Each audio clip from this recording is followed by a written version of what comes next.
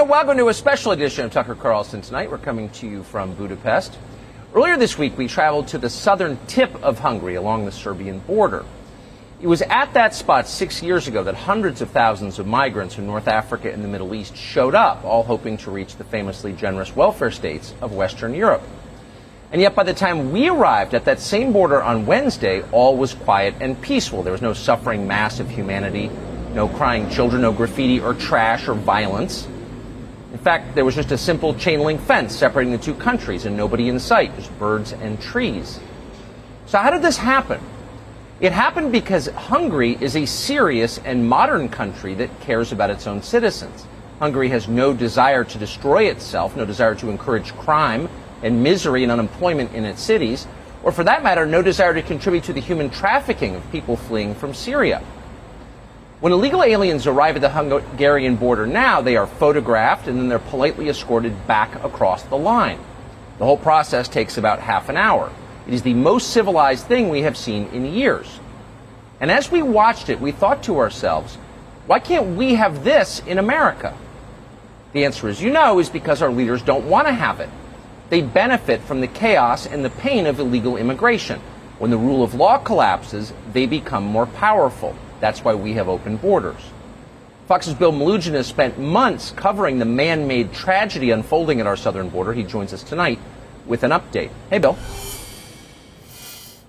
Hey, Tucker, good evening to you. So look, local officials here in Hidalgo County are just not pleased with the federal government. They say the Biden administration is just not doing its job when it comes to enforcing immigration down here at the border. So they say they got to fill that void and do it for them. So we'll show you what they've had to do here. Take a live look at our Fox drone right now. The city of McAllen has had to build an emergency tent compound in the middle of a park here in Mission, Texas, with the specific purpose of housing COVID-19 positive illegal immigrants who have been released from federal custody. They say they have to do this because the federal government has essentially been dumping migrants in downtown McAllen. They can't handle the capacity anymore, neither can the local Catholic charity. Many of them are testing positive. They got to build this to keep them in one place because of the health risks. Take a look at this video we shot on the ground earlier today. We were given 1 hour of access to go in there and take a look at it. The current capacity started at 250, but they say they're expanding it all the way up to 650 migrants. Not everybody in there is COVID positive. Some of them are family members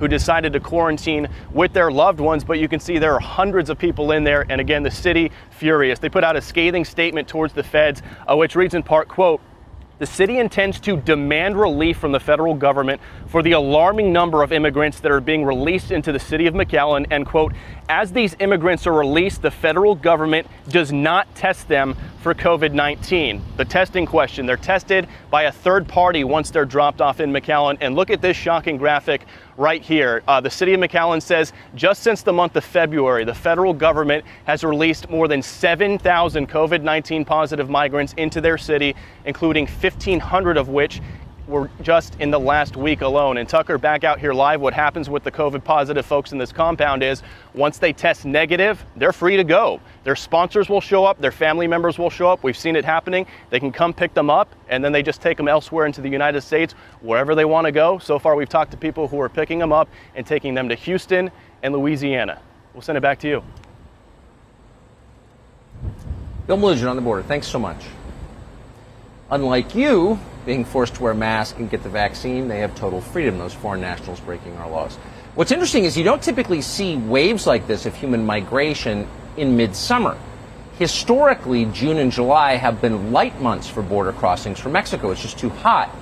But this year is different. The world's poor understand that America no longer has borders. Joe Biden invited millions to come and then promised them free health care and education and housing when they arrived.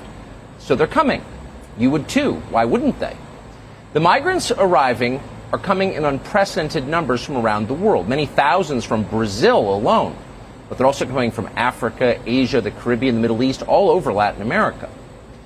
Our country has literally never seen anything like this. The question is, what does it do for Americans? How does it improve your life or the life of any citizen here? And by the way, why should you obey our laws now that the White House has told the rest of the world it doesn't have to? No one in authority has explained any of that. And at the same time, the downsides of all of this are becoming very obvious to everybody, try as they do to squelch it. A few days ago, for example, in Minnesota, an illegal alien from Cuba beheaded a woman in broad daylight as she was sitting in traffic. Bystanders found her head in an intersection by her car. It was an awful crime, obviously, but the worst part was it didn't need to happen. Authorities had been aware for years that the killer was living illegally in this country, but they refused to deport him because he had rights. Even now, most in the news media will not report the fact that he was an illegal alien. Telling you that might discredit Joe Biden's immigration policy. Again, this is not natural. It is a manufactured disaster. It's not a tornado. It's not an act of God. The Biden administration did this on purpose, and they're still doing it. And that is exactly why Democrats become hysterical when you mention the obvious successes that are on display here in Hungary on the immigration question. They don't want you to know that there is an option to the chaos and filth and crime growing all around us. We don't have to live like that anymore. Actually, we could have a functioning country. All we'd have to do is to uphold our own laws, the ones already on the books. But that's not happening. Instead, the administration is using American courts to encourage more illegal immigration from other countries.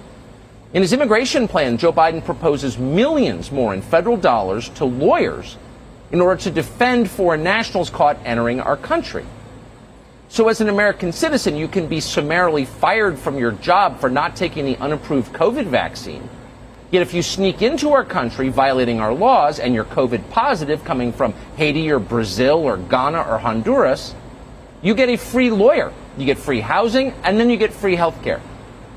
So watching all this, after a while, you begin to wonder, what's the point of having American citizenship? What's the point of paying your taxes? Other smaller countries, far less privileged places, have figured this out.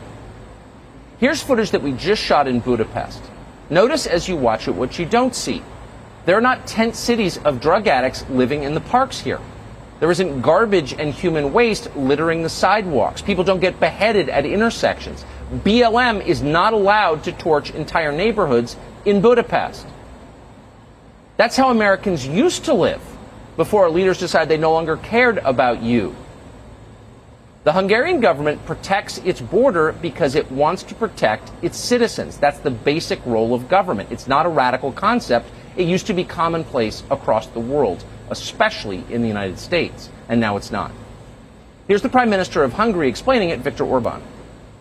This is our country, this is our population, this is our history, this is our language, so we have to do that. Of course, if you are in trouble and there is nobody closer to you than the Hungarians, you have to be helpful. But you can't say simply that, okay, it's a nice country, I would like to come here and to live here because it's a nicer life. This is not a human right to come here. No way, because it's our land. It's a nation, it's a community, families, history, tradition, language. Ooh, they're so triggered by that. Family, history, tradition, language, quote. They hate it when you say that, but why? Those are all good things. In fact, they're the things that unite a country, particularly a huge continental country that's multi-ethnic. You need those things. It's not hard to have a decent country. It's not complicated. You just need leaders who want one.